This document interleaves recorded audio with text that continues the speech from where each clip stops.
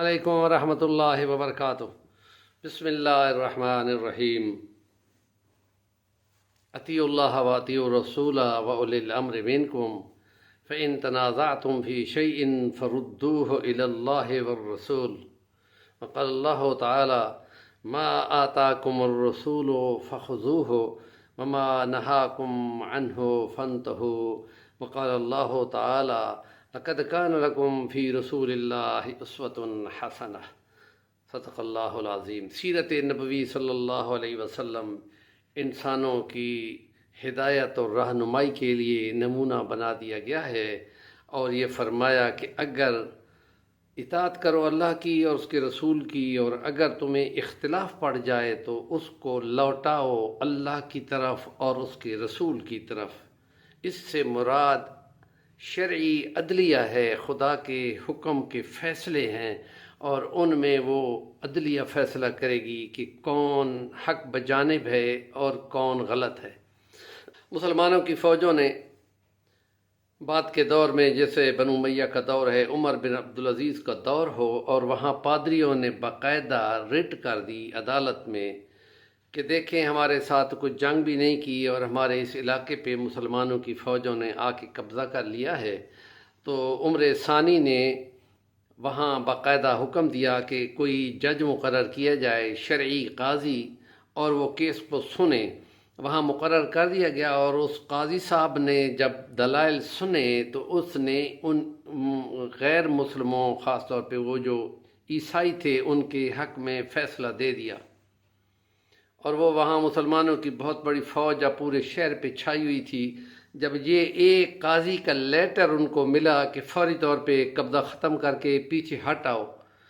اور اس وقت انہوں نے، دنیا نے دیکھا کہ ان کی تمام فوجوں اور گھڑ سوار اونٹوں والے اور یہ پیدل دستے واپس جا رہے ہیں، شہر خالی کر رہے ہیں۔ تو اس وقت پادریوں کو اور غیر مسلموں کو لگا کہ ان کے اس عرصے میں، کہ جو 1 سال سے بھی کم عرصہ تھا، اتنا امن اور امان اور پرسکون زندگی کر دی تھی،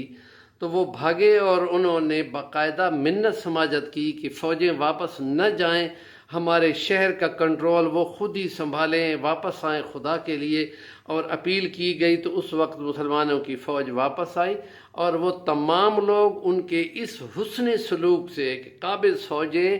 اخلاقیات کی پابند تھیں،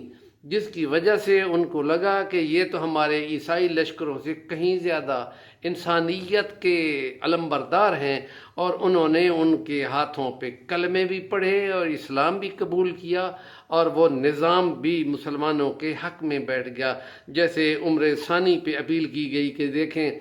پادریوں نے کہ یہ ہماری زمین تھی، ہماری جگہ تھی، اور مسلمانوں نے مسجد پہ بنا کے قبضہ کر لیا ہے۔ تو جب قاضی نے فیصلہ دیا کہ واقعی فی الحقیقت یہ تو پادریوں کی جگہ ہے، عیسائی مذہب کی جگہ ہے، یہاں پہ چرچ انہوں نے بنایا تھا، انہوں نے اکھاڑ کے پھینک کے مسجد بنا لی، تو عمر ثانی کا یہ فیصلہ تھا کہ بالکل اسی طرح اس کو گرا دیا جائے اور ان کو چرچ الٹا بنا کر دیا جائے۔ تو اس وقت ان کے چرچ کے بڑے عیسائی مبلغین کا یہ دعویٰ تھا کہ اتنی خوبصورت مسجد بن گئی ہے، تو اب ہمارا دل کرتا ہے کہ اس کو نہ گرایا جائے، اسی طرح رہنے دی جائے، اور ہمیں کہیں اور کر کے